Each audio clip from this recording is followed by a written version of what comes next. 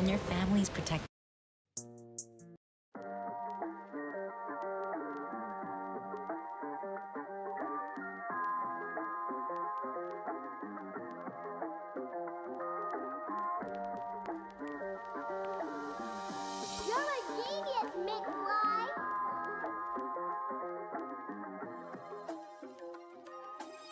Got all I need, cause in the end you have to stand alone. Some fade away, I never change, I write my name in stone. Like it was hieroglyphics, so tell me what's the difference? Same message, different sentence, I need more percentage. More profit, it's prophetic like the verse in scriptures. Love of money is funny, how it can change your vision. It can make you vicious, turning snakes to snitches. Or Robert Johnson, you convince to sell your soul for riches. Cop new Nikes in the mic, I buy my soul for riches. I'm the GOAT, my stock 100X, he talking sneakers. Rappers fictitious, trying to earn they stripe Adidas. Try to claim they in the field, but really in the bleachers. So tell me what's really real, and I'ma tell you Jesus. Ain't gotta say nothing more, just go and read Ephesians. Ain't never seen a Polynesian write like this. Thesis really trying to get him thinking, never meant to leave him speechless. And I do this cause the love of the game here to stay. I ain't never going nowhere. Never going nowhere. And I know that all my dogs be the same down the ride. We ain't even gotta go there. We ain't even gotta go there. And if you real, you relate. You relate. So tell me what it takes. Tell me what it takes. I'ma shine anytime, any place. So just get up on my way. Get up on my way. Time is sick and my mind is lifted, and I ain't never moving backwards with it. With every verse and every line that's written and all the dimes I'm getting. Please pay attention to the bars I'm spitting. I've been direct from that UT. Put it on the map though. Was in that Mitsubishi until I had that crash, bro. I was 19. I'ma leave that in the past though. I can tell you all about the parties and the fast hoes, but I'd rather talk about the world and how it's messed up and how the seasons change while all of us is going through stuff. Like they give a damn about that, they doing donuts. And if they say that they ain't like the music, I'm like, so what? Man, I got a blunt for the healing, high to the ceiling. It's the type of conversation when we high and we chillin'. Hi, how you feeling? I'm alive, you can feel it. Please don't let my high come down, you gon' kill it. Too many loved ones gone, you gotta deal with, so I gotta keep carrying strong and handle business. Cause you know I gotta write these songs as life goes on. It's not right, must be wrong, if that's all. So I guess it just has to just go off. Ain't no stressing and messing, they all talk. If I wanted, I get it at all costs. I was lost, but I'm ready and kicking down all doors. What's up? And I do this cause the love of the game here to stay. I ain't never going nowhere. Never going nowhere. And I know that all my dogs be the same down the ride. We ain't even gotta go there. We ain't even gotta go there. And if you real, you relate. You relate. You so tell me what it takes. Tell me what it takes. I'ma shine anytime, any place. Any place. So just get up on my way. Get up on my way. On my way.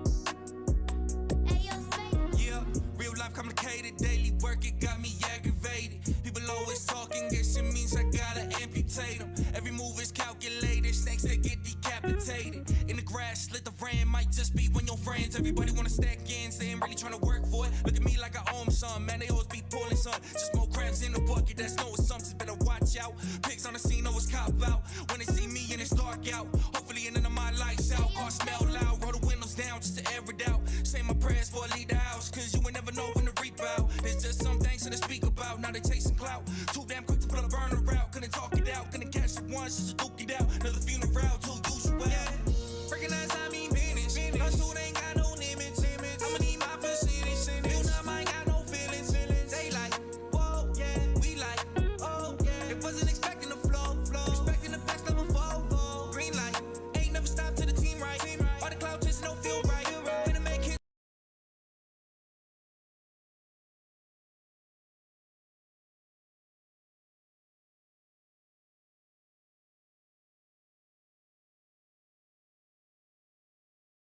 Because if you ain't the bloodline, you ain't anybody.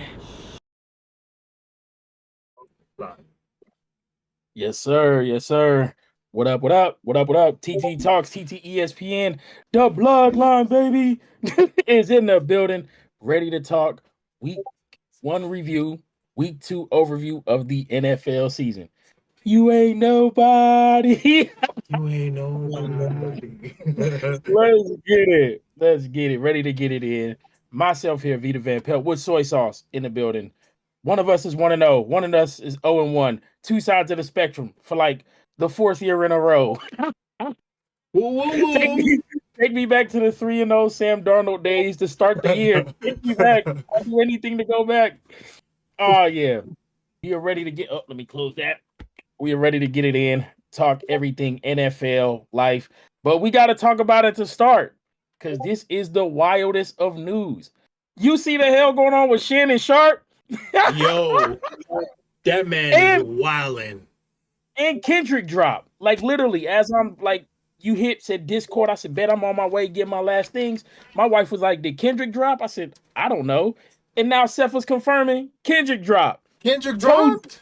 Kendrick dropped. I told you, he's not doing the Super Bowl without dropping a project. It's not, it was like, I look at the beef now and the issues, and I'm like, yo, you just gave the dude the most leeway to drop a project, bro. And it's about to just do ridiculous numbers. So if Kendrick really dropped, that'll definitely be on play as we get ready in the morning, though, man. So yeah, we'll definitely slap that for real. We're not monetized, but we about to get demonetized because I'm about to go play that. For real. Next week's episode, all Kendrick intro. All Kendrick intro, definitely. How's everything going on your end, dudes? Before we get into it, what's going on? Pretty good, man. Pretty good. It's been a good week. Jim been good to me. This jersey getting a little looser. You know what I'm saying? Fly Eagles fly. We good, man. How about you, dog? What you got coming up? You got something coming up already tomorrow? Know. Family vacation. Light skin's down 1,000. Family vacation, man. Family vacation. We'll be going to Disney. We'll be leaving tomorrow. It's too many of us. My mom got to drop us off. So she'll be here like 2 a.m, which is a couple hours from now.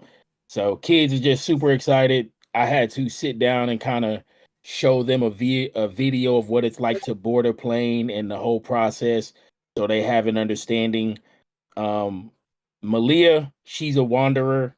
Like, she wants to see everything, so her eyes are usually probably never right in front of her. And Enoch, he's like so shell-shocked that he's not trying to look at what's going on around him. So, I showed them a video of what it'd be like getting on a plane. Because it's so many of us, me and my wife, I'm not an aisle seat dude. I've never sat in the aisle. I don't want to. And I'm going to have to sit in the aisle seat this week. Because me and my wife are going to have to split up, try to get aisle seats together so we could pass the baby back and forth. And I'll take the boys, she'll take the girls. So only way I wasn't going to do it is if Enoch's afraid of heights. So I was like, if you don't want to sit at the window, I'll sit at the window. You go to the aisle. But he said he wants to sit at the window. So I was like, I bet. Then even better. Turn up, Enoch. He gonna be sitting at the window. Hell yeah. So it's we got our flight. I'm glad that it's a one-way there. Hopefully the kids sleep through majority of it and we'll be done. So outside of that, that Shannon Sharp stuff, I was like, yo, what the heck's going on with this? Man. And then, I was like, yo, I was dying laughing, bro. And then people were like, bro, grunting. I said, I didn't watch the whole video. I was just like, okay, bro got leaked. Like, it is what it is. And, people were just rolling. I said, hey, man, the older you get, the more sounds come out, man.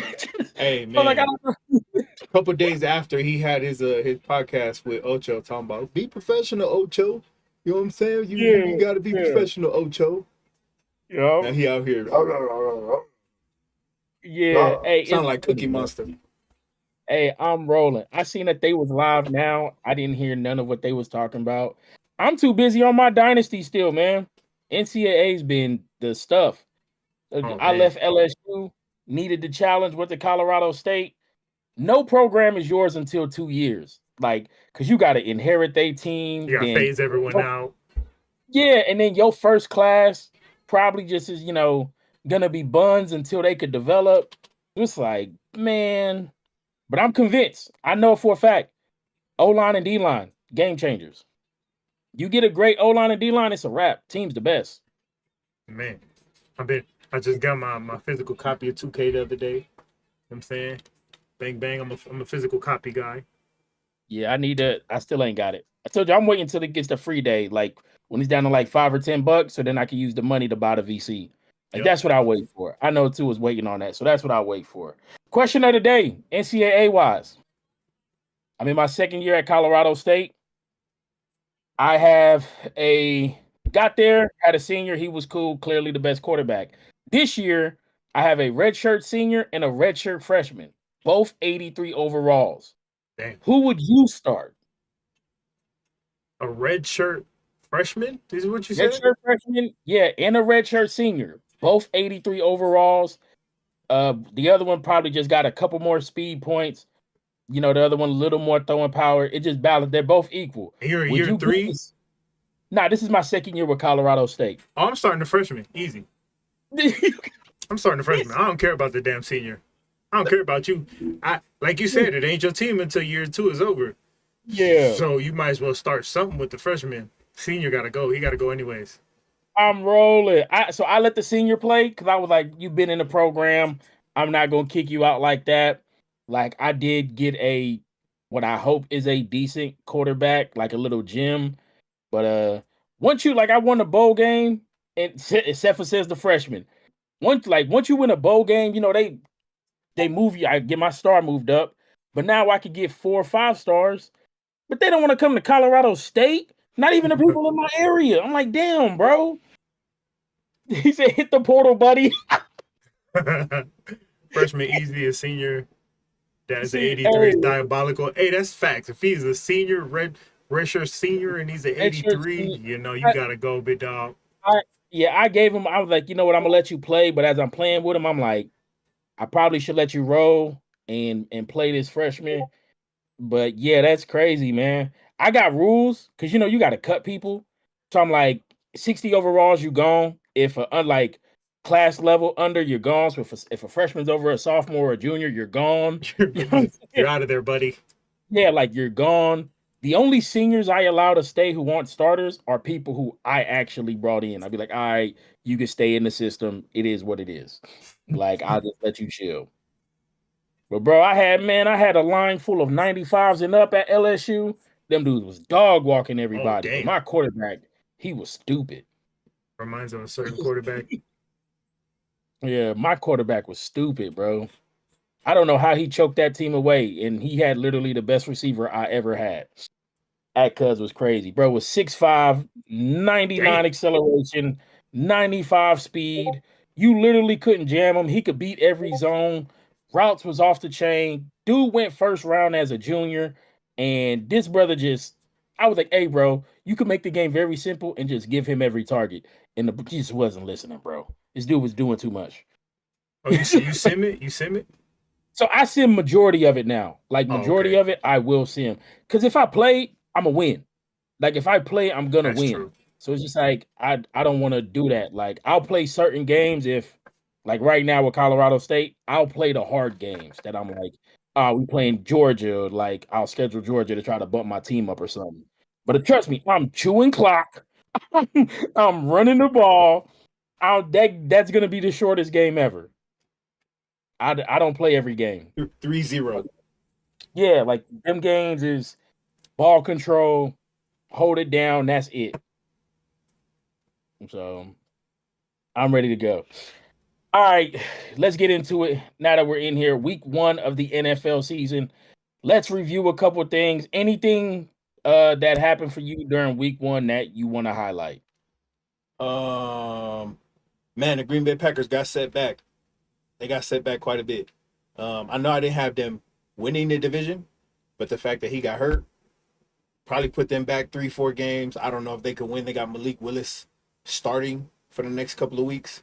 I think that to me was one of the big standouts, not because I was watching the game because my team beat them, but I don't know. I wanted to see Green Bay do good, but now that we see Jordan Love down for a couple of weeks, that one stands out to me for sure. Yeah. Matter of fact, one second. Can we pull up Green Bay's schedule over the next couple of days? Yes. Next couple of games. Are we able to pull that up? Yeah, I got you. I'll pull it up. All right. I seen it was 3 to 6 weeks. Yeah, I think they're looking at the earlier part of that, the 3 to 4 weeks. All right, so for the Josh, next couple of games, they got Indianapolis, Tennessee, Minnesota, Los Angeles Rams, Arizona, Houston, Jacksonville, Detroit, and then the bye week, week 10. all right, bye week at week 10. Let's look at that thing. So at home versus Indy. Mhm. Um, I like them at home versus Indy. At Tennessee. I heard really good things about Tennessee's defense and how they did. Yeah, their It's defense still looked great. early for Callahan and Levis for me. I still like that matchup. Minnesota the same. But then the Rams and the Cardinals in Houston.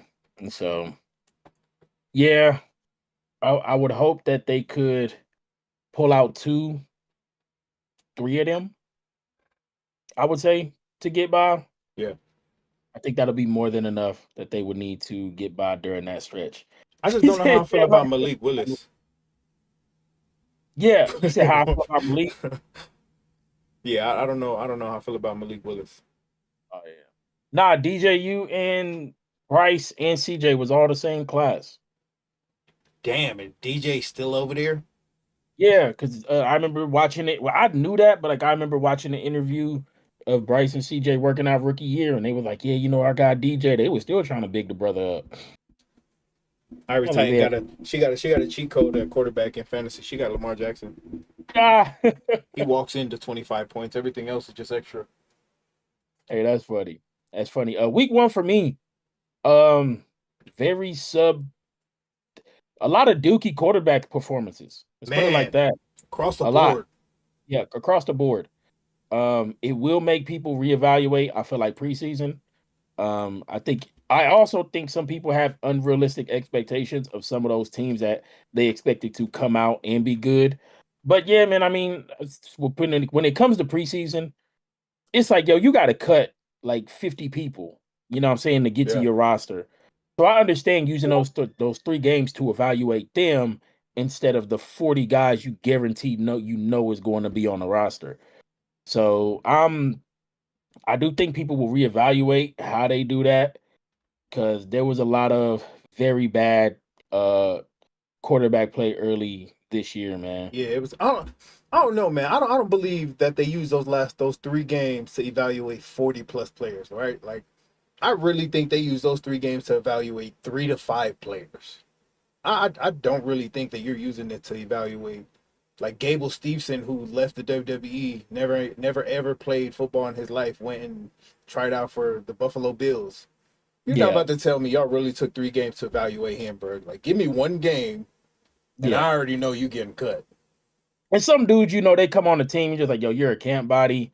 You're probably more practice squad. You don't really got it. So no passing. They do Hey, Parlay, I don't want to hear that because the Eagles secondary did not feel like there was no passing. Jordan Love was torching us. Yeah, that the week 1 struggles is crazy. Also, week 1 first year head coaches, defensive minds win. Gerard Mayo, Mike McDonald, and people keep pounding the table for offensive coaches. A good coach is gonna coach, y'all. I don't want to take that victory lap too early, but a good coach is gonna coach, whether he's offensive minded or defensive minded. They gonna get a dub. So just celebrating that the 2 actual first year head coaches who are from the defensive side of the ball both got wins week 1. Yeah. Gerard Mayo called a hell of a game, man. He got a lot of Belichick in him. Granted, he came up behind playing under Belichick, playing in that defense. But a lot of his concepts, man, it was solid, man. He called a hell of a game. Yeah. Yeah, I was very shocked laughing. I was like, yeah, these dudes, like, I was happy that it happened. Any surprises week 1 for you? I mean, I think to me, Carolina, New Orleans, that one surprised me a lot. Just because I felt good going into the offseason with everything that, obviously the coaches are gonna say what they need to say going into that. But I don't know, man. I went back to watch some of the highlights and I feel like it was just, I don't know. They made Derek Carr look amazing. Nah, for real. Everything, like, it's literally the worst way you could draw up a game to start. First 4 plays, they probably ran for like 7 yards a pop. Finally get the third down, and Derek Carr just throws a bomb. Miscommunication on the back end. They say it was supposed to be cover 3. JC Horn got beat either way. I told Deuce, I felt like, bro, there was nobody threatening your area. You should have carried him along the way anyway, instead of trying to pass him off. Then you come out first play and throw a pick, and you just like, bro, you probably should have ran the ball. Like you probably should have just stayed. I think you overthought that. Then after that, everything just went downhill. Like they was able to run the ball at will, like 5, 6, 7 yards every single time they ran the ball. Never got in a threatening position, and they just kept it on. Like they just kept the pressure on. And you could tell Canellas in the beginning was like, let me get some of this back. And it was like, bro, you should have just took it possession by possession, ran the ball, get it out. They left so much time on that clock in the halftime just to be like, yo, New Orleans has all the momentum, bro. Y'all just need to get the hell to the half. I think they could have got to the half at 17-0 if he would have just been like, hey, man, right now we just need to survive and get out of here. Yeah, he just outcoached himself. Yeah, he outcoached himself. And I'm not even going to lie. The Saints coaching staff gave work to the young coach, like this young coaching staff. Like, and Canellas admitted it. He was like, hey man, we weren't prepared. He was like, we weren't prepared for some of the stuff they showed. So I was like, all right, cool. First week, cool. I was like, take that. Fuaga was throwing people around. I said, God dog. Man. He was a dog. Yeah, I was like, he was throwing people around. Oh, look, asking for fantasy advice. You playing against me this week. If I wasn't playing against you, I would still play Williams up until the day before the game. Yeah, don't ask me. I don't know nothing about it. I be getting blown out. I suck at it. I suck. Yeah. That everything was so bad. Everything was so bad that I was like, oh, you know what? Throw it all out the window. Not like throw it all out bad, but it was just like all last year was like offense is really bad, defense was good. And I was like, nah, everything's bad. So, yeah, all right, cool. We'll see what grows from this point. I said I'm not gonna definitely not holding him to that standard going into this week. Said first year head coach, he's an open book. Like I'm just watching to see how you adjust and what changes every game. Some things did work. Some things I really did like. I'm starting to really hate Jonathan Mingo. So I'm trying to keep my heart from hating him. But he just makes playing football look really hard. Jonathan Mingo. I think another surprise for me was probably Las Vegas, Los Angeles game. I expected a whole lot more from that Raiders defense, but Harbaugh just came in and he was able to pound the rock. I think J.K. Dobbins coming off of back-to-back season injuries, ACL, Achilles, coming out running for 100. I think it was like 150, 160, 160 yards or something like that, and a touchdown off of 10 carries. Watching that game, crazy. Like the part that I was actually able to watch before I went to the Bucks Commanders game, it felt like the Raiders was up and they was pretty decently in control. And it just felt like as the game went on, they just unraveled. Like they just unraveled as the game went on. I seen Gardner Minshew had like that pump pass that fell back that turned into a fumble. It just felt like they, man, supposed to help. I don't know nothing. I'm the worst person in the world to ask for fantasy football. I literally am. I felt like the Raiders could have been and should have been better on that side of the football offensively. But when you said Chargers stuck to it, ran the ball, kept it going. I was really trying to watch that game because we play them to Chargers this week and the Raiders the next. So I was just trying to get a look at what we was getting headed to. How about any other game? Any game surprised you from last week? I knew halfway through Carolina getting blown out, I also knew Caleb Williams wasn't doing that good because I saw more highlights of Carolina getting blown out than I did a single Caleb Williams pass. And I said, oh, they ain't got nothing to post about Caleb. So that's how I knew how that game was going. I was like, because they're going to spam up anything that he does. By the time I got to look at the Cardinals-Bills game, I saw the Cardinals was winning, came back, and then I saw like the Cardinals' last possession. I was watching PFF review the Texans versus Colts game, and they was like, CJ has a theme, like we talked about, struggling with the Colts, but it just never actually manifested in his mistakes. They were like, he had 3-4 plays that should have been turnovers, and they weren't turnovers. Yeah. So I think Houston did a good job of surrounding him with so much talent that I think it's starting to mask some of those mistakes. But I told you coming out to me, CJ was the purest passer. Like Yeah, throwing the football, the brother can 100%. put it anywhere. Like the brother can put it anywhere, and it's gonna look good, and it's gonna look like it with ease. And we all know you need a supporting cast for your entire team, like you really do.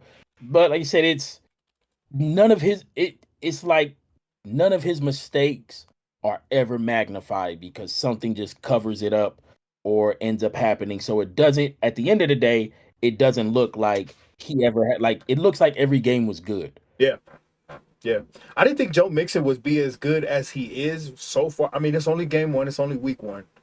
But Joe Leave me Mixon looked alone. great. Joe Mixon looked great. And I didn't catch too much of Joe. I just seen the bomb from Anthony Richardson. I was like, God, Yeah. dog, that's just some things that only physical talent can do. AD Mitchell, my wide receiver for told people stop sleeping on. Still mad about that one. Still mad about that one. I don't know what the hell was going on in Seattle. You know what I'm saying? I don't know what the hell was going on in Seattle. I said, but Yo, I was like, I was like, man, is Seth gonna say something about this game because I didn't watch it, and the fact that he didn't say something, I was kind of like, I don't think he liked what he saw at the end of the day. Like, I don't think he liked what he saw. man, with Seattle being such a run heavy team, like we know them historically as a running team, right? Yeah, Especially when they were as good as they were. Them dudes couldn't get the run going for nothing. I think Charbonnet had the same amount of carries as K9 did. yeah, and I don't think that should be a thing. Not to say I like Charbonnet though, but K9, I think he's one of them dudes. I mean, So they broke out later. They broke out later in the game. You know, obvious one of those when you run the ball enough, you're gonna tire out. You know, the defense. I think K9 ended up with like 100 yards rushing. yeah, he said O-line was not great. I heard the O-line for the Seahawks was not looking the best. We TTR, no. Leave me alone. Broncos said they averaged under like 3 yards of offensive play. But when I was hearing about this game, everybody was like, the Broncos got something in Bo Nix. But then like the Broncos fans was like, I don't like this dude. You know what I'm saying?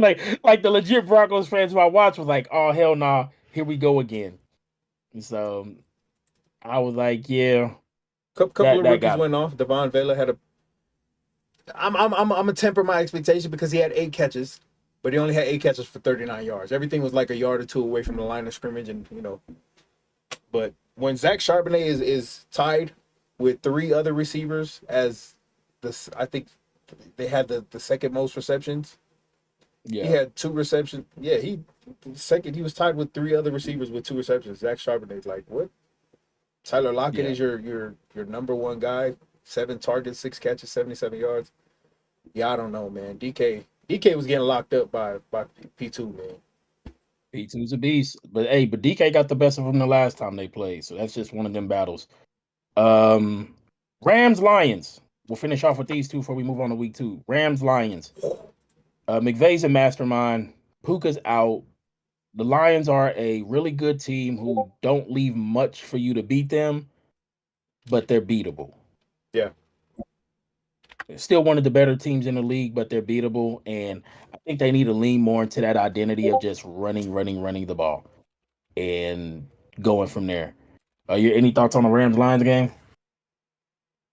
I mean, I think you covered it, man. Sean McVay is offensive genius, man. And we saw some names during that game, if you watched the whole game, that popped out as soon as Puka went down going into the second half.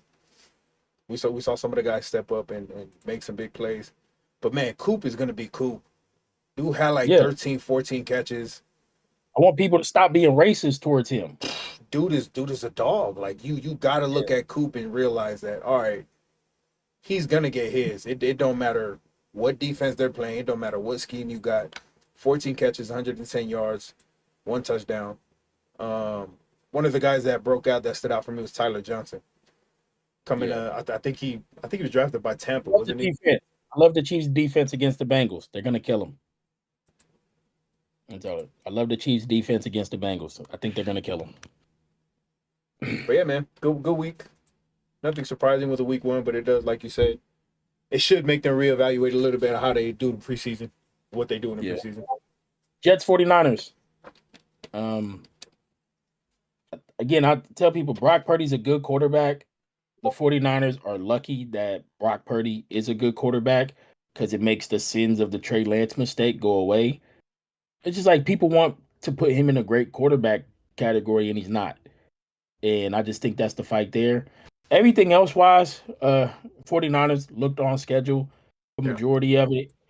The Jets, I'm going to take it with a grain of salt because it's the 49ers, and I just think overall they're just a bad matchup to begin with, playing each other. But definitely keeping an eye on them and how they look going forward. And I know it's Aaron Rodgers, and I know, once he gets his targets, he likes to feed them, but lean into Brees and Braylon, man, and help yourself. For sure. That's how I feel. Jordan Mason helped CMC realize that I could probably take 2-3 more weeks to recover, get this calf healed up. This man had 28 carries. Yeah. He can chill for a little bit. Yeah, no, and that's what, and I hate when people try to be like, well, you can substitute McCaffrey for no, you can't. Y'all have to stop. Y'all have to stop doing that. Every running back in the NFL is good, y'all, but there's a couple of them who are just different than the rest of them. McCaffrey, Saquon, but then they get stuck in these places and people be like, look at these numbers that make them. Like, nah, bro. Them are not the same dudes. Yep. Them are not. At all. All right. Let's get on to week 2 talks. Heading in, we'll touch the primetime games and the top 3 games of the week. Quick hit the rest of them as we go through it. We're starting with Thursday night. Buffalo at Miami. Short week at home for Miami, giving them the advantage. Last year, I like Buffalo's defense more than Miami's. This year, I like Miami's better. I don't think there's a facet of the game that I am taking Buffalo over Miami, except at the quarterback position. I think it's too high of a hill to climb this year. I know Josh Allen has had Miami's number. I'm not taking it this year. I'm taking Miami to win. Yeah, Miami's favorite 2.5. Plus, they're at home. I think they got a lot to prove, especially with their running game after last week. They didn't really get their running game going. There was a lot of Tua, Tyreek in that passing game. But I think they're going to make it a point of emphasis to being at home. I think Mike McDaniel is going to make it a point of emphasis to run the ball. So I got the Dolphins at home for sure. See, Mostert is out. I believe he's already reported to be out. Achane is up. He's on my dynasty team, so good for me. Hopefully he runs it up. X factor of the game for Bills at the Dolphins. What is your matchup and X factor of the game? Matchup of the game. I'll go ahead so you can have a second thing. Matchup of the game for me, I really do think will be the Bills wide receivers versus the Dolphins secondary. I think it's such a disadvantage for Buffalo without Diggs and with what they got now that I'm like, how can they make up ground against this secondary that I think is just going to kill them matchup wise? So I feel like finding some type of way to have your receivers be productive against the Dolphins.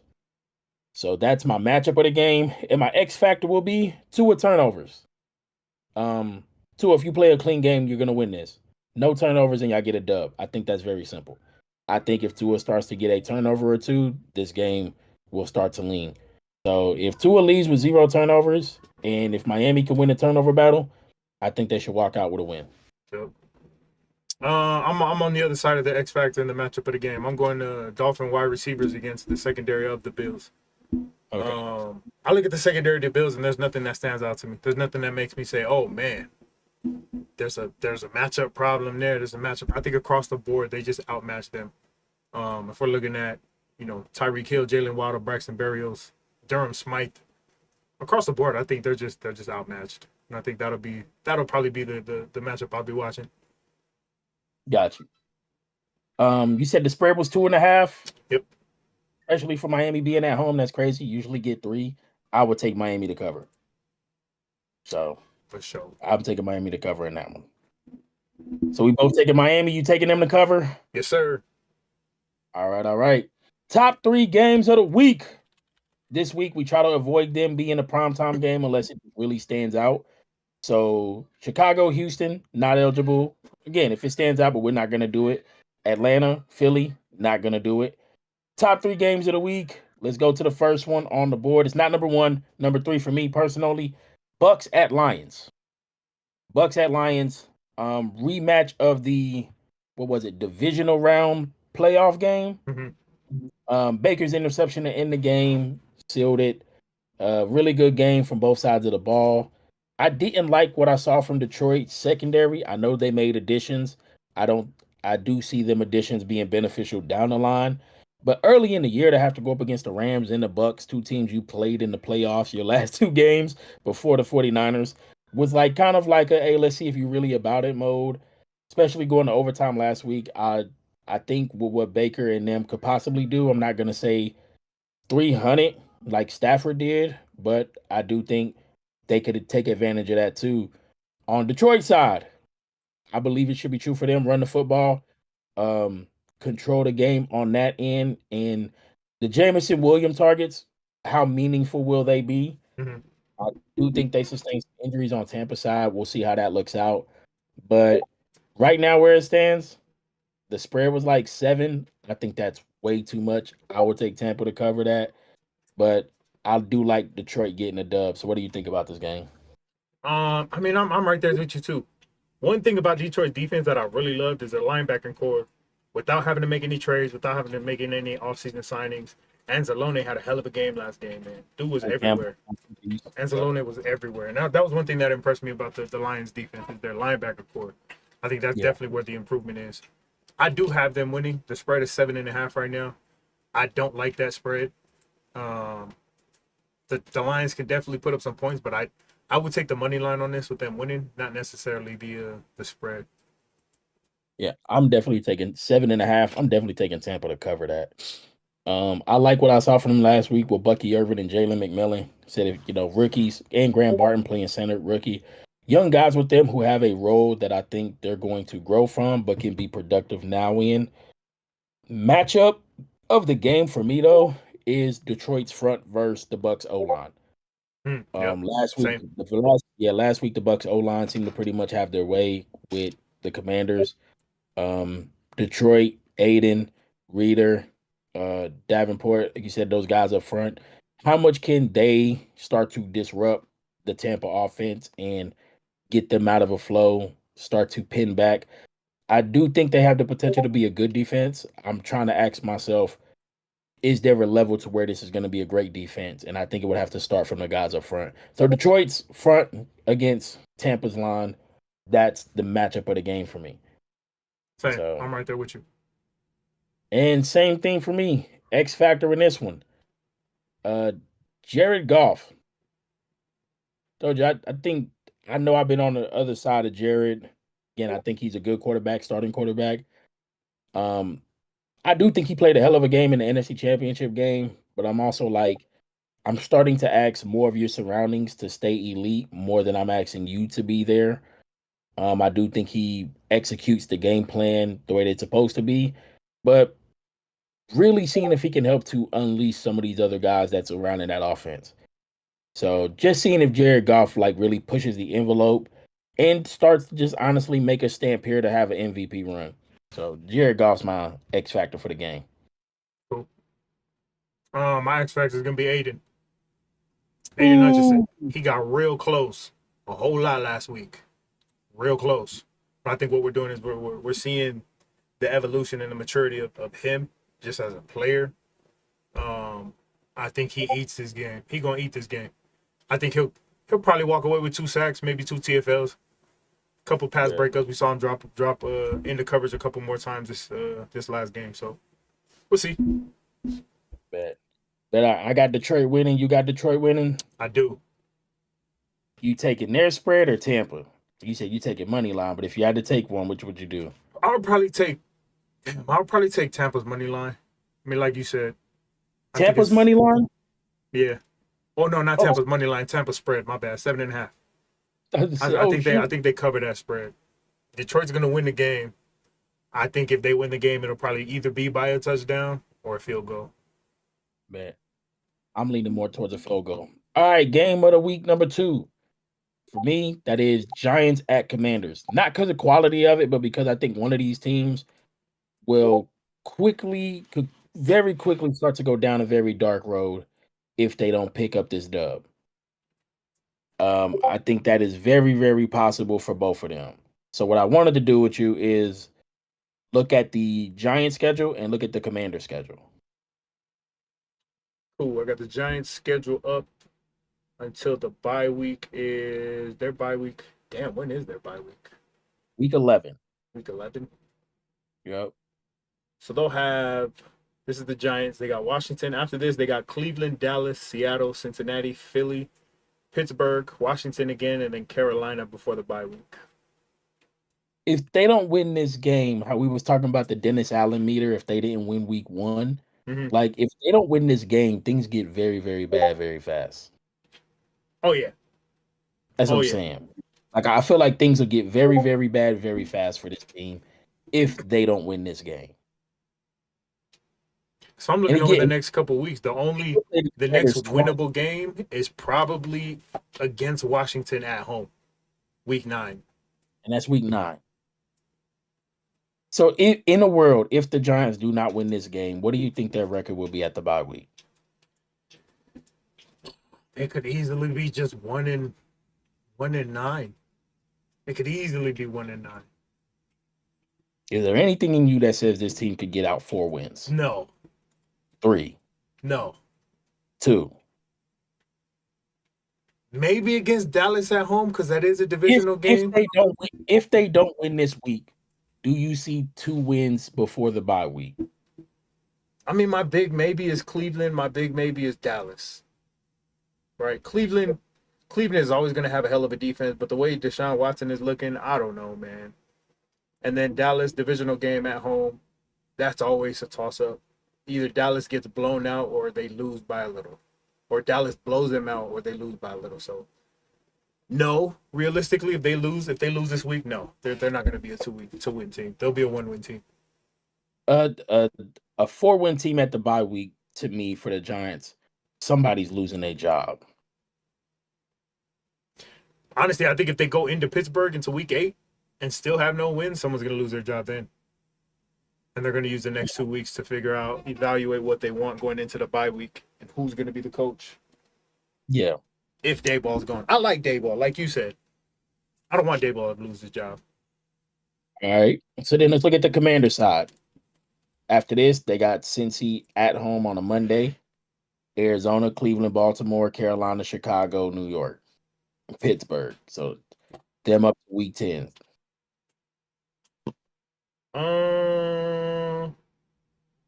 Washington, I feel like has a better chance of winning some of these games. Yeah, I do feel like the urgency is more on New York to get this one than I feel like it is Washington. Especially Washington having Dan Quinn, Jaden. There's obviously grace there. Yeah, there's grace there. But for the Giants, it gets really bad really fast for me if they don't win this week. Yeah. I mean, a lot of that goes back to them giving money to Daniel Jones, which that does play a role in it. But I'm a proponent of, yes, you paid a quarterback, but you also needed to have paid the dude who made him bearable. Like Saquon playing with him made Daniel Jones bearable. And you just thought too much. Yeah. Like that was it. You just thought too much. So, all right. Matchup of the game for me with this one. Giants D-line versus Commanders O-line. Secondary wise, I'm still trying to figure out exactly how I feel about the Giants secondary so far. Last week, they just looked like they were just coaching wise, personnel wise, outmatched, which could happen. But with the Commanders just didn't look like they was able to produce too much themselves. The Giants have a D-line of Kayvon, Brian Burns, and Sexy Dex. So you would hope that they would be a little more disruptive going against a division opponent. Yeah. We'll see. I'm taking the Giants. Wow. I'm taking the Giants. Yeah, I'm trusting Dayball in the D-line. Literally, that's it. I'm trusting Dayball in the D-line. With what we're looking at going forward, I'm putting my chips in on them to get this one. Where are you at? I do think that is the matchup of the game with the D-line of the Giants against the O-line of the Washington Commanders. But I think the difference is going to be just Jalen Daniels being able to be a little bit more dynamic and showing that off this week. I think Dan Quinn got a good idea of what to expect in game from Daniels last week, and I think he's he's going to use some of that to his advantage going into this week, knowing what kind of D line he's going up against, and then knowing the questions in the secondary for the Giants. I'm gonna take Washington on this one. I'm gonna actually take them to cover the spread. What is their spread right now? It's a small spread. It's like 1.5. Oh, So dang. like a win is the spread. You know what I mean? They didn't even get the 3. They didn't even get the home 3. That's crazy. I thought they would have got the home 3. All right, I'm taking the Giants. You're taking Washington. Like I said, both of us match up for the game. X factor of the game. For me, it's Cliff Kingsbury. Like you said, Jaden Daniels is an athlete. He can move around, but Cliff, we need you to find ways to get this offense going that doesn't have to make Jaden think.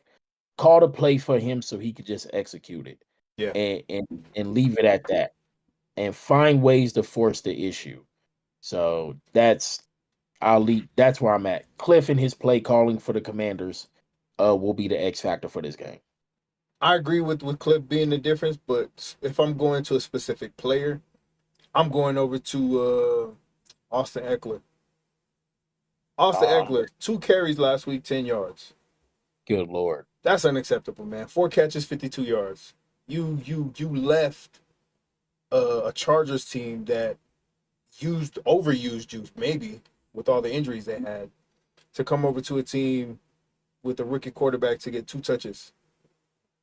I think they really got to find a way to bring how dynamic he can be to the table especially against this, like you said, this front seven, this D line of the Giants. They got to figure out a way to get him involved, because 2 touches for 10 yards compared to Brian Robinson's 12 touches for 40 yards. That ain't it, man. Y'all got to figure that out.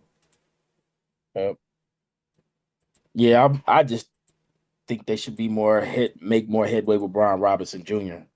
I think him running the ball would be a little more dynamic for the offense. So, but we'll see. That's why I put my emphasis on Cliff, how he's going to use these guys. Yeah. So, what we say? So, I'm taking the Giants. You're taking the Commanders. Yep. I bet. Top game of the week. Going to Dallas. Saints at the Cowboys. Nail biter in New Orleans last week. Dallas blew out the Browns. Last week, it was... I'm almost finding myself in this situation where, like, the only X factor that will ever matter to me for Dallas is Dak. Yeah. Like, that's just kind of where I'm at with Dallas. Is I know this is a good team. I know McCarthy's a good coach, and I know Dak's a good quarterback. You said, but it's just like, and I know Dak's going to find himself into the MVP conversation, which will then make people think he's a tier 1 elite level quarterback. And I'm just like, I don't say I want to think that's true, but you know, I'm also not trying to just be like, bro, I know you're going to do in the regular season. You got to do it in the playoffs. For the Saints, their secondary is elite. They really do help out that front of New Orleans a lot. How can CeeDee Lamb take advantage of the matchups he gets and how they decide to use him? So like that is my matchup of the game is CeeDee's. I don't want to say his usage, but where he's at on the field. Yeah. In the game. I know he be in the slot sometimes. Last week, Saints was absolutely disrespectful, and they was blitzing a slot corner. And Lante Taylor had 3 sacks. So I think if CeeDee's in the slot, you're going to be like, hey, man, we can't be doing that. We got to leave him about here, and how that affects the rest of the game. And be honest with you, I would love Dallas to blow out the Saints. This dude Derek Carr was trucking people. He's up in my face. Derek was real disrespectful. So, you know what I'm saying? I would love to see them get it back on him. That's where I'm at with that. Derek was pointing at J.C. Horn, got 3 on you and dancing. And I said, come on, man. So, yeah, I was upset about that. And also just seeing how, you know, people are very high on Dallas's DC Zimmer. The OC of the Saints, Kubiak versus Zimmer matchup, how that's going to look. So, where you at on the Saints and Cowboys game? I do think the Cowboys are going to blow them out. Cowboys are where they are, man. And as much as I hate playing against them, I love watching them. I think what we're going to see from the Cowboys is we're going to see them get back to smash mouth football. Yes, you just paid Dak, but I think y'all still got to prove to the other teams that are going to obviously be watching this game, because this is a 1-0 team versus a 1-0 team. One team came off a blowout. The other team came off a really convincing win, in week one. I think we're going to see a whole lot of Ezekiel Elliott this game. I think Zeke goes for 100+ this game. Gets behind that O-line, and they reestablish that O-line and some of that run game. That's something that they were missing last year going into the playoffs. The last few games of the year is there wasn't really no run game. Yeah, you had a Tony Pollard that was limping into the playoffs, but I think if they're smart, they're going to reestablish a dominant O-line like they've had over the last 5-7 years. Yeah. And I think we see Zeke go for 100+. 100 from Zeke. Ooh. Turning back the clock. That is turning back the clock. So is that your matchup for the game, the run game for the Dallas? Yes, sir. Because we know what the secondary of the Saints are, right? Like you said, they're elite across the board. What we don't know too much about is a little bit older of a D-line, a little bit older of a defense with the Saints. Cam Jordan, some of those guys over there on defense. That front seven, Demario Davis, those guys, I think this will be the chance for them to either put up or shut up. We know the secondary's elite, but what do we know for that front seven?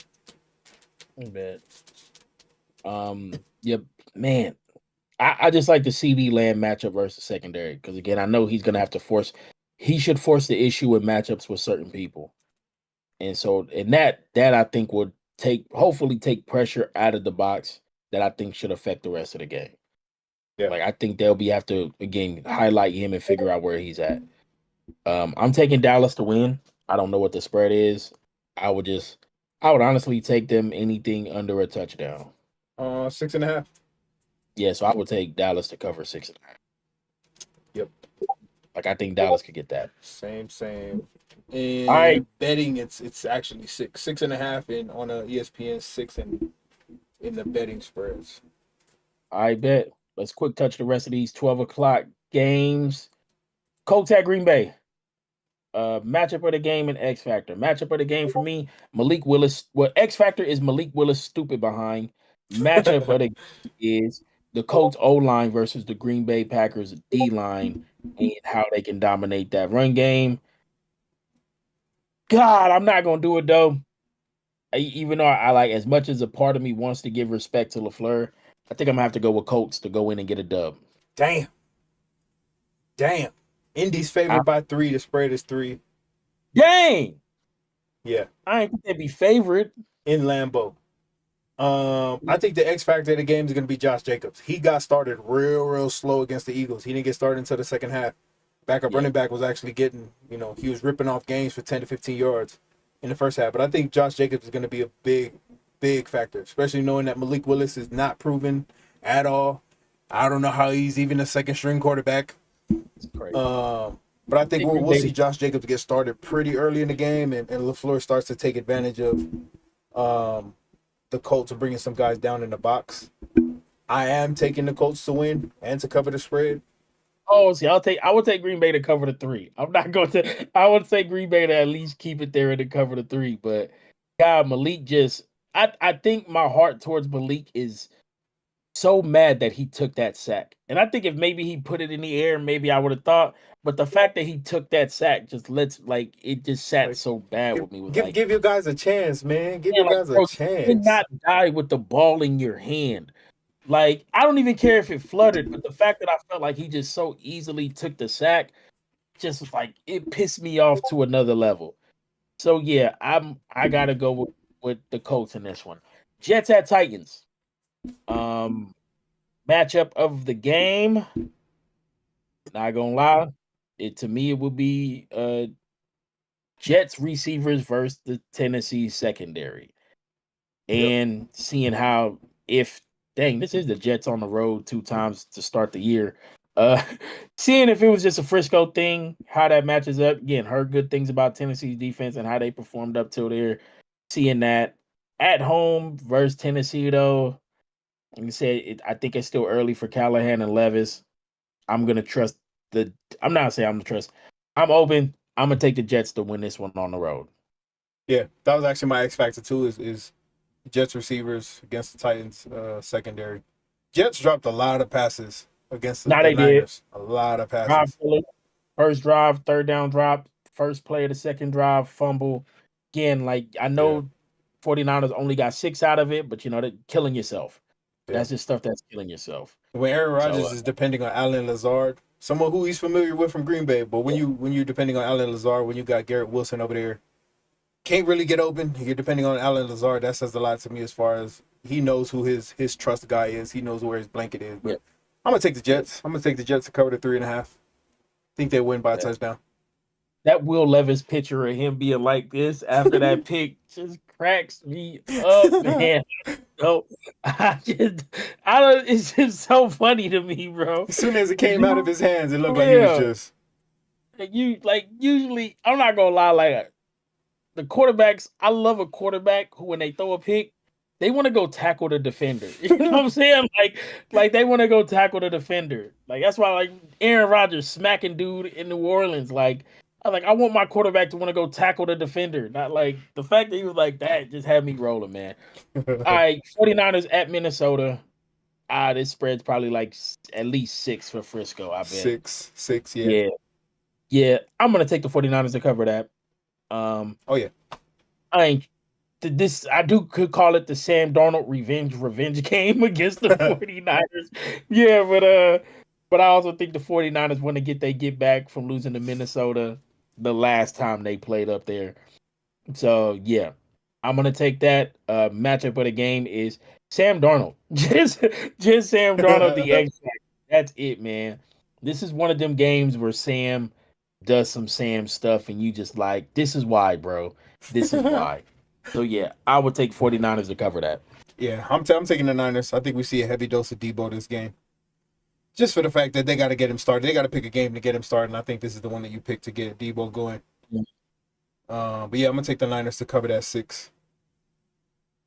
Bet. All right. Wild card game of the weekend.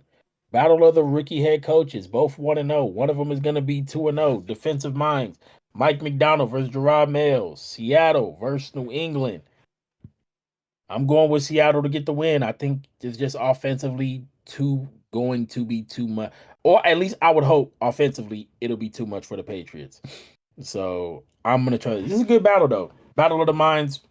Gerard Mayo getting away game, home game. They both split it. So I'm going to take Seattle to win. I'm taking Seattle, too. I thought last week the Bengals would have been too much offensively for the Patriots, but I don't know if this had to be with Jamar Chase's limited snap count with him coming off of a no training camp or what it was, but the Bengals just didn't look right. Seahawks didn't look right either.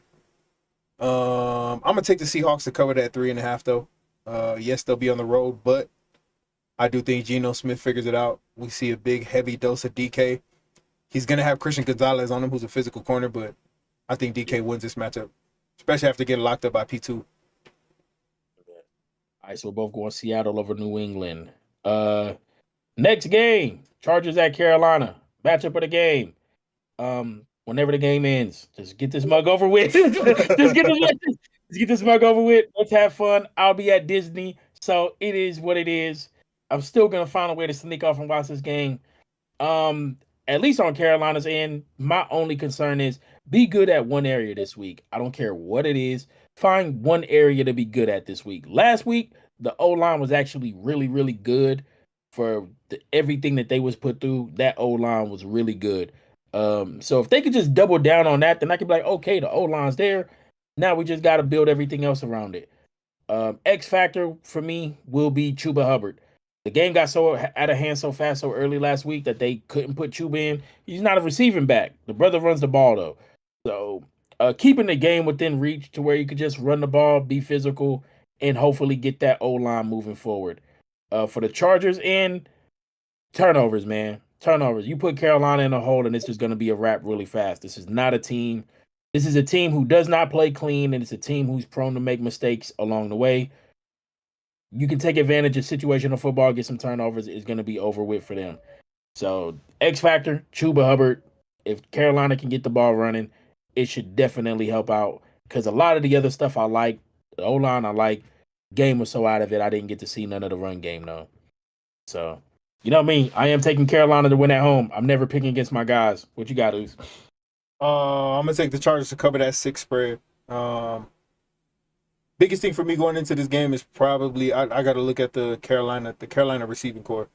What can y'all do to make Bryce's life easier? Like you said, the O line was great last week. The receiving court just wasn't doing him any favors. Not even Adam Thielen could get it going. 3 receptions, 49 yards. But I'm looking at the receiving court of the Carolina Panthers.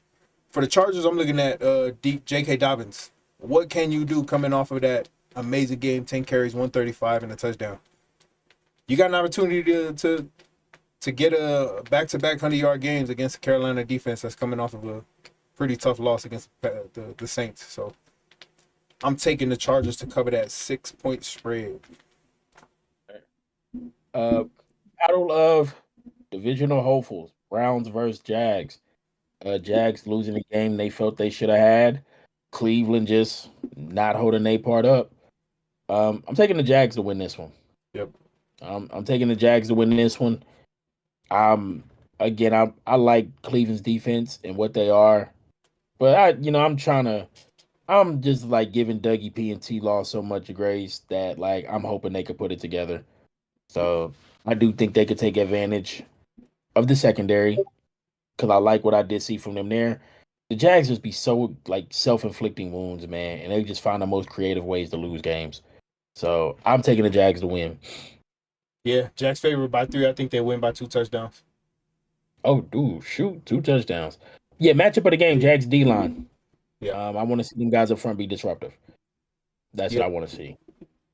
I think we're so caught up on the Browns defense that I think they're going to fail us this game, and Jags are just going to take over. But next game, Raiders at Ravens. Spread is 9. At least it's showing here. God dang. They covering it too. Yeah, I'm going to just take that cover for the Ravens. And I don't even think it's got to be a cover off of no blowout. I just don't know how the Raiders are going to score. So I feel like Baltimore could put up 27 and cover. Devontae might be gone by the trade deadline. There might be no Devontae Adams. If the Raiders are that deep in it, I feel like they'll move. If the Raiders are that deep in it, I feel like they'll move. Because at least on the defensive side of the ball, they're committed to Crosby and they're committed to Wilkins and they're committed to some of those pieces. They brought in Bowers. Like, they have younger offensive pieces, but if you're going to take that route, it's no use to keep Devontae around when you know you could get something from him. Yeah. So, yeah, I think it's bad for go get a second round, third rounder for him. Yeah, go get a second or third. Go figure something out. But you do have committed pieces, or said at least on the interior of your D line over there to work with. So I'm taking the Ravens too. Rams at Cardinals. Arizona spread is -1. That's dang. I didn't think Arizona would be favorite. That being said, I'm still taking the Rams to win. Damn. Yeah. Even though it's close, even though -1, like I thought that was cool. I'm still gonna take the Rams to win. I'm taking Arizona at home. I think Kyler Murray got a lot to prove this year. He had a hell of a game 1. James Conner had a hell of a game 1. Marvin Harrison dropped his first pass, and then he started to pick it up later on in the game. But I got the Cardinals winning this one. Bet. Steelers at Broncos. I'm gonna take the Steelers. I see their line is 2.5. I would take the Steelers to cover just by field goal. I think as Denver figures out this offense, this isn't the team you want to figure it out against. Steelers doubled down on the performance defensively, a whole business. So yeah, it looks like no Russell Wilson revenge game. Matchup of the game for me. Man, I do feel like I'm having a heavy emphasis on the D-line, but I know what TJ Watt is going to be. But you said it. P2 gave DK issues. So it's going to be Pickens' turn. So let's see if you can go through the PS2 cycle, man. Yep, I'm taking the Steelers as well to cover that line 2.5. I think they just run the hell out of the ball, man. I don't think this is a game where they probably go run the ball, score 2 touchdowns, and then figure out how to get field some reps throwing the ball. But I just think Najee and Jalen are about to have a hell of a game. Bengals go to Burrowhead. And Chiefs. Has to get blown out. Chiefs is about to do them. Yeah, Chiefs is about to do them dirty. Before, I feel like we've always called this game right. I feel like if there was one game we've always called right, I feel like we've always called Bengals versus Chiefs right. Yep. and this time we're both calling them getting blown out. Oh yeah. We've always. I think this really is probably one of the better matchups that we've always called right. Like we've been pretty solid about when them two play, having it down to what we think it'll be, and it's been right. And for the fact that both of us think that the Bengals are going to get blown out, yeah. So yeah, I'm definitely leaning into that. Chiefs cover 5. So Oh yeah. I'm benching Joe Burrow this week. I got him as my starting quarterback in fantasy. I'm about to play Tua. Tua's playing against Buffalo with a somewhat semi whatever defense. They probably gonna put up 50 points. They get the chance, but yeah, nah, Burrowhead ain't doing it this week. yeah. So yeah, I ain't doing it. Sunday night football, primetime game. Chicago goes to Houston. The Caleb Williams, CJ Stroud matchup. What and how are you feeling about this game? Texans covering that 6-point spread. They're gonna win by 2 touchdowns. Golly. CJ Stroud got. I think CJ Stroud got a chip on his shoulder coming into this game, looking over at Caleb, saying, "Oh, you the number 1 pick. Okay, I'm about to put some numbers up on you." We saw Stephon Diggs. It's still Stephon Diggs, Tank Dell. Those guys over there, Joe Mixon, 30 carries, 160 yards last week. 30 carries. Yeah, man. I think the Bears are about to get another slice of humble pie, and they're about to take an L this week. Caleb gets exposed. He looked real regular last week. I can see them forcing a couple turnovers on Caleb this week. Yeah, offensively, I think Houston is just offensively not a good matchup for Chicago's defense. Like you said, the emphasis for Houston to run the football. You know what I'm saying? I think Diggs is going to find himself in I believe it should be Kyler Gordon who's playing their nickel matchup. Mm-hmm. And then Nico's going to be out there with Jalen Johnson. Again, those are going to be matchups to me that favor the Texans. Offensively, Shane, I think this is going to be a game where Shane Waldron is going to have to dial it up for Caleb and, and be like, just do this and let's move to the next play. And we'll see what happens. Like, I'm going to call it, you execute it, and let's move on, like the same way I feel should be with Jaden Daniels and Cliff. Let me call it. If it's wrong, it's wrong. Don't change it. Don't do none of that. But, yeah, I would take Houston to cover the 6. I will take them by a touchdown. 2 will be tough for me because I still think Chicago's defense will make some things hard. But, yeah, I'm taking Houston to win in the cover. Yep, same. And then this is just the funniest thing in the world to me. Atlanta at Philly. I told people Atlanta needed to win week 1 because the rest of their schedule doesn't look favorable. And I know Philly fans after Brazil can't wait for Kirk Cousins to come to the crib to just so Philly fans is chopping at the bits for Kirk Cousins to come back. Man. 6 is a wrap. 6 is a wrap. Eagles definitely covering that to me. Kirk in Philly is just on a primetime game is just not where you want that brother to be. It's just a mix of everything you don't want from Kirk. Yeah. Primetime Kirk, in Philly Kirk, this secondary bout. I think Jalen Carter has 2 sacks this game. I think we see a little bit more Sweaty J. This might be an ego boost for the Eagles secondary. And they're going to eat. Not to make it light, I felt this way last week, week 1 with the Eagles. We talked about it. The growth of Kellen Moore and Jalen Hurts play calling to chemistry and what they decide to do and what not to do. Jalen's decision-making was horrible in the first half of the game. Terrible. But the reason that game was won was because of Jalen's composure, his ability to run, be effective. And then he did make the right decisions at the end of the game, which to me lets me know that they both knew what they needed to do to win. But it also felt like it lets me know, like, hey, whatever the hell we was doing in the beginning, we need to work that out better so we're not leaving meat on the bones. Now, Kellen isn't responsible for Jalen's 2 picks. Yeah. That's on Jalen. But it's also like, hey, what can we change? What looks can we do to help this out? I know AJ, the monster that he is, I feel like the offense is more effective when Smitty is getting the early targets and taking advantage of his mismatches. 100%. That's what helps out there. Let Saquon be the monster that he is. Give him the 25 touches in various different areas. 15 on the ground, 8 catching, just something to help take pressure off. And, let AJ be the beast that he is. So seeing what they look like, key to the game, and this is just not to bang on Atlanta because of Kirk Cousins, But Kirk Cousins will have to play a solid game. And when I mean a solid game is like there can be no 3 and outs. Yes, you can punt. There can be no 3 and outs.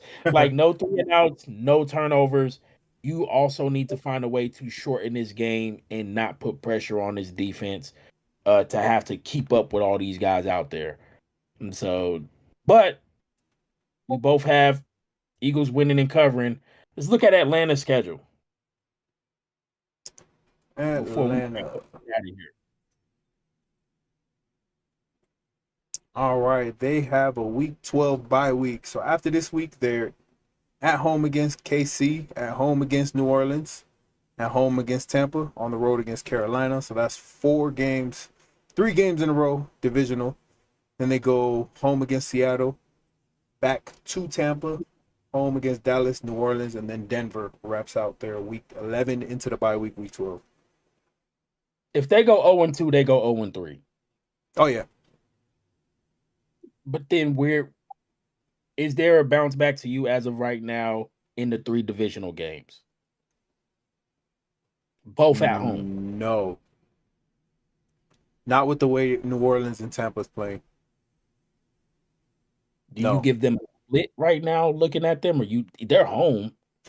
Even though they're home, watching the Atlanta game, I was watching it for fantasy purposes. Watching the Atlanta game, there's nothing about that game that convinced me that Kirk is any better than Desmond Ridder. Which blew my mind because, yes, I think Kirk's a better quarterback than Desmond Ridder, obviously. But it's also like Atlanta's entire situation was worse than the Vikings. Yeah. Kevin O'Connell, as much as I like Raheem Morris, I don't think he's Kevin O'Connell, or I'm not going to give that to him yet. You don't have a Justin Jefferson and Jordan Addison. You don't have the play calling that helps out Kirk Cousins the way that I think was projected to be done in Atlanta. Yeah. It was just really a better setup. Now, yes, you have Bijan, but it ain't like he had scrubs at running back in Minnesota either. They're not Bijan, but they're not bad dudes, which was like, I think people projected the early success too quickly without taking the fact that, if you didn't win week 1, you weren't going to win week 2 or week 3. Yeah. And now you're digging yourself out of the hole. I do hear in their projections it's the NFC South, so 10 wins should get it, but their schedule doesn't say 10 wins to me. No, I don't see 10 wins here, especially if they start out 0-2, which I expect them to. I'm an Eagles fan. Of course, I'm going to say that. They're going to be 0-3 against Kansas City. There's just no way you start 0-2 and then expect the Kansas City, who has one of the top defenses in the league, and you still have one of the best offenses in the league. You have the best coach and quarterback combination, and that itself gives you the advantage in almost every game, like you said, just to kind of bring that back. But I don't see them winning 10 games, and I don't see them winning. I'm willing to go out here and say they're not going to win at home against New Orleans. They're not going to win at home against Tampa. And then they got to go on the road against Carolina in their divisional game. I don't care how bad you are in Carolina. By week 6, you're playing a divisional game at home. That always means something. So they could easily be 0-6 going into Seattle. Said it could get bad fast. As of right now, I'm still giving them their home games against New Orleans and Tampa. Like, I still think the division is worthy of a split right now. But even if I gave them the split and all of that, I still have to find at least 6 more wins to get them up to 9 to win the division. It just ain't there. Yeah. So, all right, that is week 2. Any final takes before we get up out of here? No. I think we covered a good majority of it. I think I'm pretty confident in what we've called, what we've said across the board. I'm looking at our bets for the week, going across the board with, even though we disagreed on 1 or 2 games, picking all 16 teams and all 16 games. We are sitting at 326,000. Oh, is that 3 million? So if we were to bet $1 on this, and this is us taking Miami to cover the spread. Indianapolis to cover the spread. Jacksonville to cover the spread. Seattle, Frisco, Baltimore, New York Jets. I got the Commanders. You got the Giants, but that's 1.5. That's right there. Dallas cover the 6. Chargers to cover the 6. Tampa to cover the 7.5. Arizona, KC, Steelers, Houston, and Philly. $1 will win us $32,560.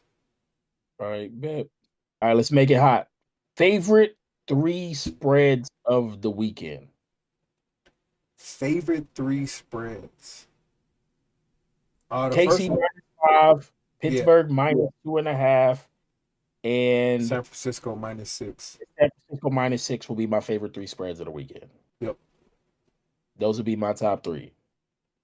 Do you have if you was to throw a underdog parlay together, who would be your underdog parlay? It would be a 5-pick parlay. You don't got to be 5. Whatever underdogs you actually think like, hey, I'm gonna throw something at the wall. An underdog meaning they're the underdogs in the games. Money line underdogs. Money line underdogs. Money line underdogs. Green Bay.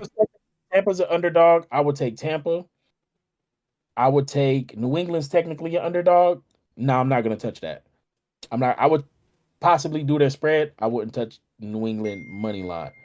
So I would take Tampa money line. Rams technically is an underdog for me. So true. Rams. Yeah, so I would take Rams since Cardinals is favorite. Rams underdog. And man, technically Green Bay at home. Technically the Giants are a underdog for me too. So Giants underdog. So that underdog card, we'll put $1 on that. The win is $13. So Tampa, New York, and the Rams will be my underdog if I had to do it. All right. League passer. Who leads the league in passing this week? I'm gonna go with Kyler Murray. Okay. Ain't mad at it. That's gonna be a high octane game. A lot of points gonna be scored. A lot of offense is gonna be happening in that game. But I think Kyler Murray leads the league. Not mad at it. I'm actually going with Lamar. Damn. My second would be Tua. Going with Lamar. League's leading rusher.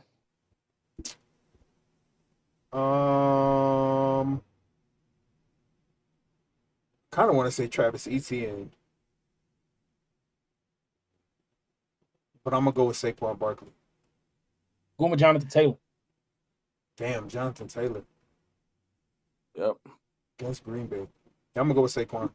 Actually, you know what? I'm gonna go with Devon Achane. Oh snap! Yeah, I do got Achane too, so I need that. Achane about to go off against the Bills. Yeah, let me throw that wild card in. And last but not least, receiver. Leading the league in receiving yards this week. Ooh. I'm gonna pull a jumper on this one. Scary Terry. Ooh. I think they're gonna find a way to keep him way more involved this week. Diversity. I'm going with Cooper Kupp. Ooh, Cooper Duper. All right. That's it for week 1 review, week 2 preview. As we get ready to head out, getting stuff together with my family, we will be back. I will be back next Wednesday, so we'll be good to go. Wherever the socials are, y'all know where to get with us. As always, hope everything is good with y'all. Y'all be good. Soy, any final words before we get out of here? Nah, not really. I mean, if you ain't the bloodline, throw this out there. you ain't anybody. If you ain't the bloodline, you ain't anybody. Yes, sir. Yes, sir. All right, y'all. We are out of here. Thank you for rocking with us. We gone, y'all.